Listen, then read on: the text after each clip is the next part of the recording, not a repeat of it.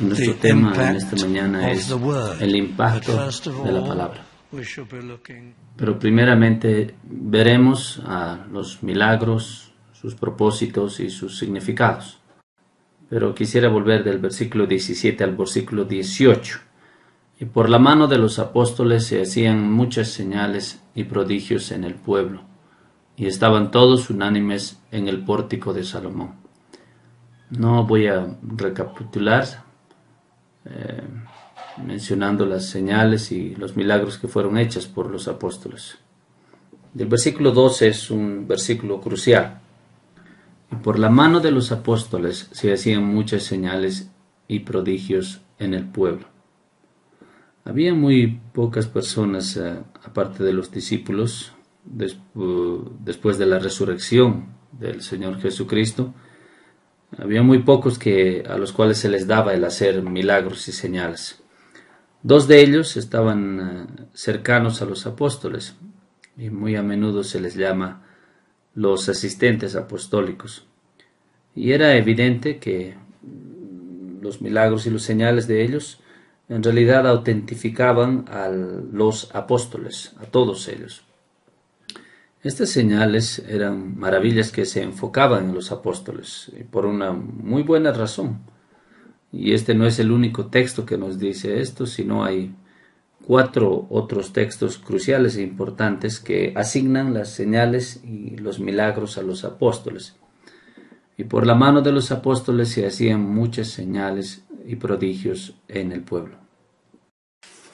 Era hacerlo seguro de esta manera. Y lo que quiero decir es que si tú esperarías que con los milagros muchos oirían el mensaje de la salvación y lo recibirían y aceptarían, pero no por el mensaje de la salvación, sino por los milagros y señales. Y por eso en la edad temprana de la iglesia, como consideramos la anterior semana, el juicio de Dios vino sobre Ananías y Zafira, porque ellos mintieron al Espíritu Santo. Este fue un juicio excepcional y único, que no pasaría normalmente entre la gente de Dios. Pero esto advirtió a la gente. La gente casi tenía miedo de los apóstoles. Nuestro pasaje que leímos decía que ellos se maravillaron ante los apóstoles. Aquellos que fueron convertidos vieron que eran diferentes los apóstoles, porque ellos habían visto cómo es que Dios había juzgado a estas personas que no eran sinceras en los días tempranos de la iglesia. Y esto era una protección, porque los milagros eran muy importantes, estas señales, pero tenían desventajas. No podían convertir a las personas que no habían escuchado el mensaje del arrepentimiento. Personas que tenían que arrepentirse y recibir el mensaje de Dios. Sin embargo, los milagros tenían propósitos importantes y quisiera hablar acerca de esto. Y en el versículo 13, de los demás, ninguno se atrevía a juntarse con ellos, mas el pueblo los alababa grandemente. Ellos estaban asombrados. Y en el versículo 14, y los que creían en el Señor aumentaban más. Habían 3,000 en el día de Pentecostés y después 5,000. Ahora hay multitudes, muchedumbres, tanto de hombres así como de mujeres.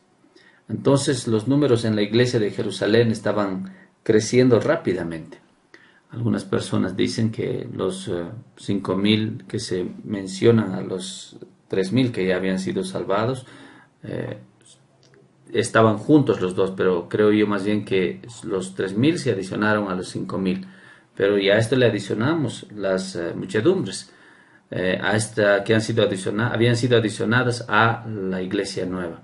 En el versículo 15, más milagros, tanto que sacaban los enfermos a las calles y los ponían en camas y lechos, para que al pasar Pedro, también los otros apóstoles estaban curando, pero que al pasar Pedro, a lo menos su sombra cayese sobre alguno de ellos. Y tú pensarías que tal vez esto era superstición, que la sombra solamente del apóstol curara, pero otros dicen no, es obvio que Pedro y el otro apóstol, los otros apóstoles no podían entrar a cada casa donde había un enfermo. Entonces las personas eran traídas a la calle, los enfermos, de forma tal que a medida que pasaban los apóstoles, ellos podrían obrar curación por medio del poder del Espíritu Santo en las personas enfermas. El versículo 16. Y aún de las ciudades vecinas muchos venían a Jerusalén trayendo enfermos, gente que estaba atormentados de espíritus inmundos, y todos eran sanados, y cada uno de ellos eran sanados. Nota eso. Entonces había un derramamiento tremendo de las señales y los milagros en esos días tempranos de la iglesia en Jerusalén, lo cual obviamente provocaría una reacción de los sacerdotes, de los fariseos, de los saduceos. Pero ¿cuál era el propósito de estos milagros? Bueno, te darás cuenta que uno de los propósitos era el autentificar, en otras palabras, el dar testimonio de la resurrección del Señor Jesucristo. Puesto que esto fue lo que pasó con Cristo mismo. Donde Él iba, la gente era sanada. Y en algunos lugares toda la gente fue sanada y la gente venían a Él para ser curados. Y ahora la gente también había sido inducida a gritar para que sea ejecutado Cristo Jesús. Pero obviamente era la voluntad de Dios. Él vino para eso, Él sabía que Él voluntariamente se entregaría en una debilidad aparente, que Él sería arrestado, y después de esto vendría la crucifixión. Pero Dios después derramaría sobre su Hijo amado, el Hijo eterno de Dios, derramaría sobre Él el peso eterno del pecado, debido al castigo de los que serían redimidos. Y Cristo lo soportaría todo este pecado. Pero mientras Cristo vivió, Él curaba todo el tiempo. Entonces la gente ahora se empezarían a preguntar con Pedro y los apóstoles, ¿qué hemos hecho? Él fue asesinado, nuestros sumos sacerdotes nos pidieron que gritáramos para que Él sea asesinado, pero Él curó e hizo muchas cosas.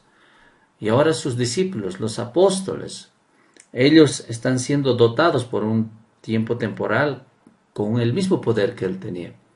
Entonces estas señales no solamente comprobaban que Cristo Jesús había sido resucitado por la muerte, sino que también estas señales daban testificación de que era el mismo poder de Cristo el que tenían los discípulos. Esto daba testimonio de que Cristo estaba vivo, resucitado por supuesto en la gloria, obrando por medio de su Espíritu Santo, pero que Cristo estaba vivo, como Él dijo que estaría. Y de una forma sistemática acá están las razones que quisiera que recuerdes, son muy importantes, las razones por los milagros y señales en los días tempranos. Primero, tú podrías ponerlo de esta forma: al dar los milagros y las señales, Dios les dio una oportunidad más a los judíos, a los hijos de Israel, porque a pesar de su pecaminosidad, a pesar de sus lapsos de idolatría, de su desobediencia, a pesar de haber desobedecido a los profetas que habían sido enviados a ellos por Dios, a pesar de su rebeldía, habían algunas cosas que ellos, los israelitas, habían hecho bien. Por supuesto que esto no les salvaba, porque era como una gota en el mar. No arregló su voluntaria rebelión. Pero, sin embargo, habían algunas cosas que ellos habían hecho bien. Ellos habían guardado, en cierta forma, la ley de Moisés y la ley ceremonial.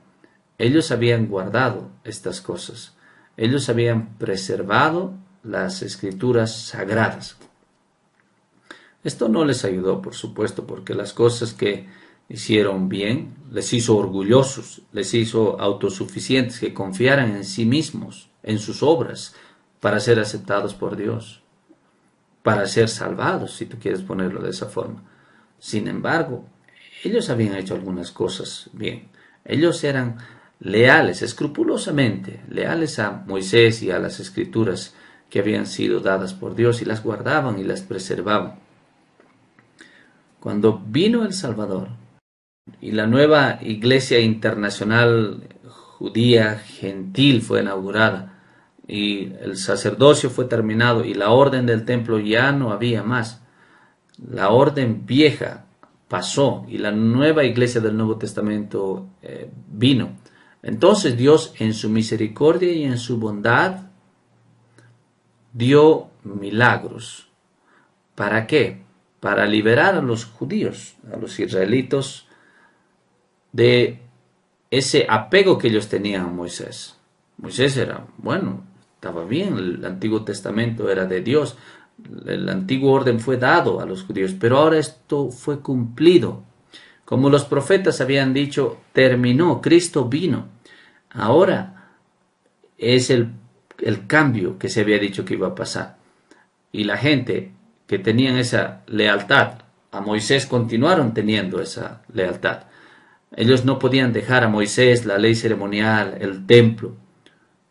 Pero Dios les decía, sí, ustedes pueden hacerlo, porque ahora este es el cumplimiento de todo, esta nueva orden que empezó Dios.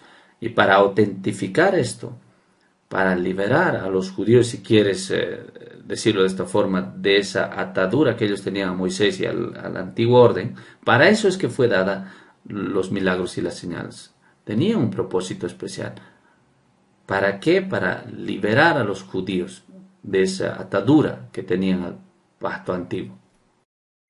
Dios les había dado la orden antigua, y esta forma es en la cual Él les dijo: escuchad a mi Hijo amado, escuchad a los apóstoles, escuchad a la nueva orden y a la nueva revelación. Por supuesto, no solamente fue esto, sino que también los milagros y las señales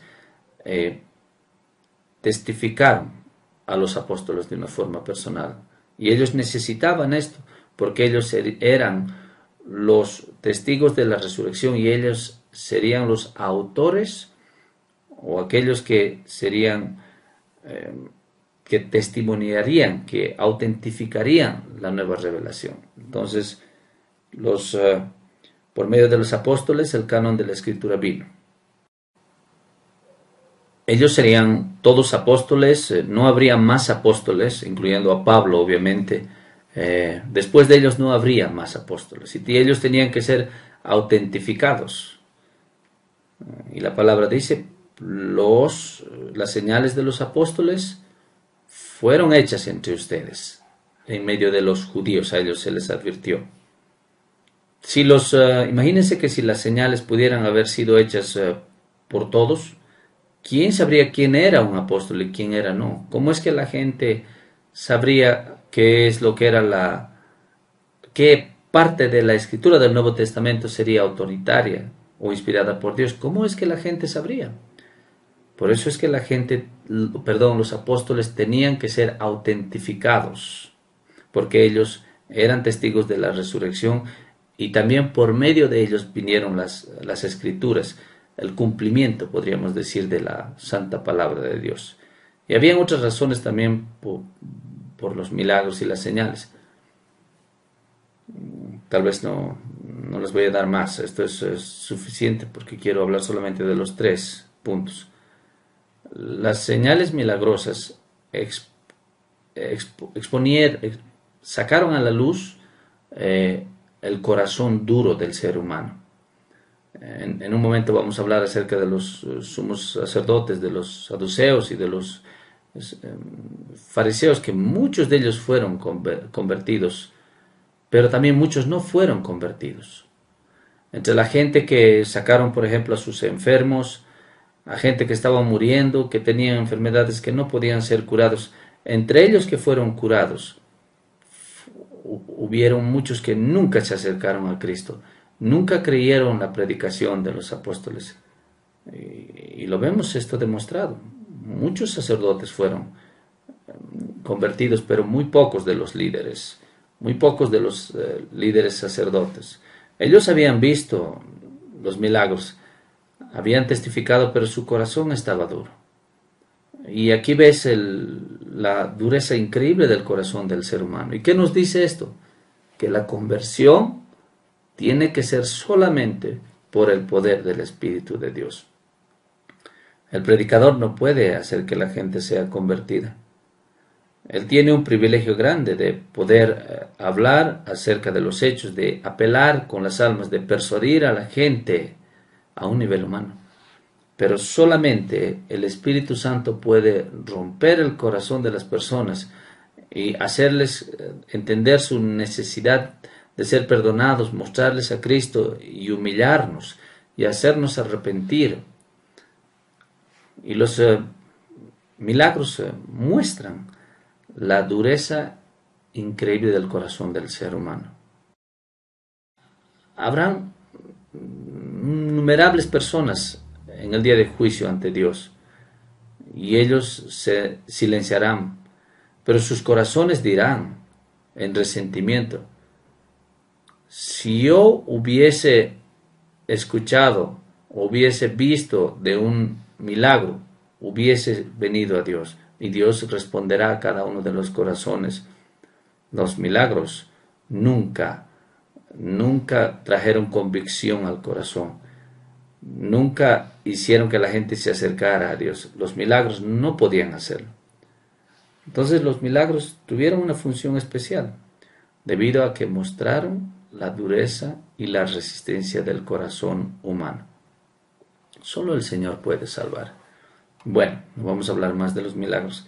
Quisiera hablar por unos cuantos momentos acerca de la primacía de la predicación, porque está acá claramente en este pasaje. Vayamos entonces al versículo 17 de Hechos capítulo 5. Entonces, levantándose el sumo sacerdote y todos los que estaban con él, esto es la secta de los saduceos, se llenaron de celos.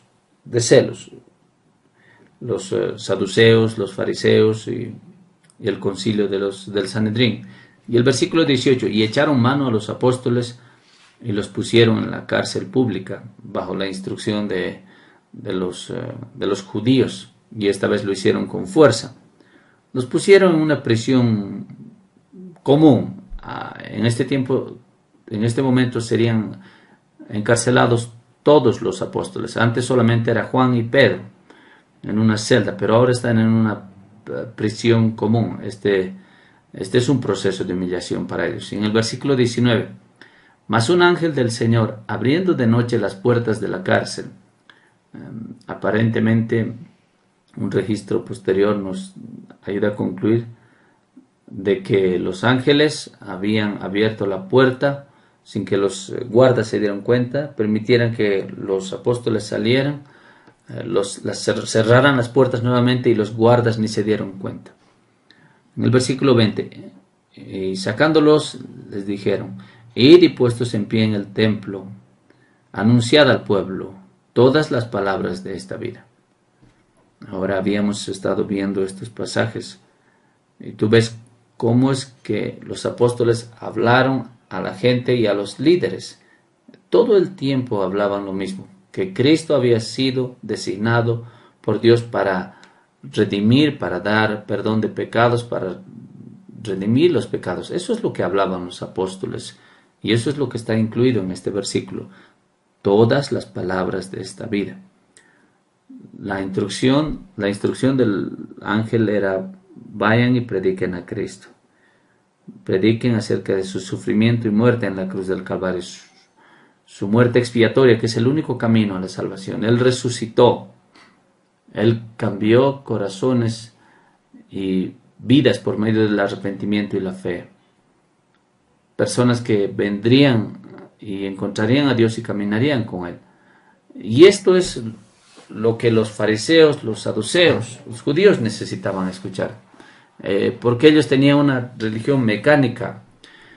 A ellos les gustaban las emociones de las ceremonias que ellos hacían, pero ellos no tenían una relación con Dios. Ellos no tenían vida espiritual. Entonces, en el versículo 20, todas las palabras de esta vida. Predica acerca de la vida, de la transformación, de la conversión. Predica acerca del acceso a esta vida por medio del arrepentimiento y la fe. El versículo 21. Habiendo oído esto, entraron de mañana en el templo, en cuanto esas puertas grandes habían sido abiertas, listas para el primer servicio del día. Entraron en el templo y enseñaban. Sin duda en grupos. Cada uno de los apóstoles, me imagino, no se dice eso en el versículo, pero creo que así lo habrían hecho. Y luego algo curioso pasó mientras ellos predicaban, en el versículo 31. Entre tanto vinieron el sumo sacerdote y los que estaban con él y convocaron al concilio. Estaban ellos en otra parte del templo, estarían usando otra de las puertas que llevaría al lugar donde ellos se reunían. Y no se enteraron de que los apóstoles estaban predicando en otra parte del templo. Y a todos los ancianos de los hijos de Israel convocaron y enviaron a la cárcel para que fuesen traídos los apóstoles.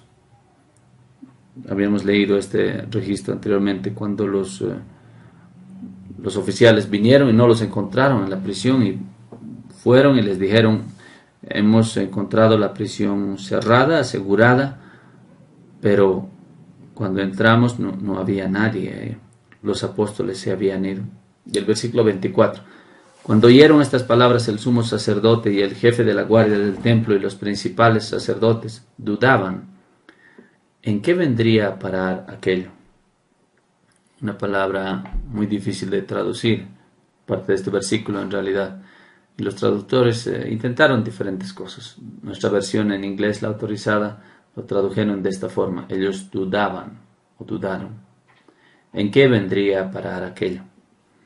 Es como un intento a medias de traducir del griego. A veces ellos se preguntaron cómo es que se habían ido los apóstoles y lo tradujeron más o menos de esta forma. ¿En qué va a terminar todo esto? Pero era la predicación que les importaba más a los judíos. Estaban molestos por eso. Estos discípulos estaban haciendo cosas maravillosas y la gente les estaba prestando atención, pero lo que en realidad les molestaba más a los líderes judíos era la enseñanza. ¿Qué es lo que pasaría?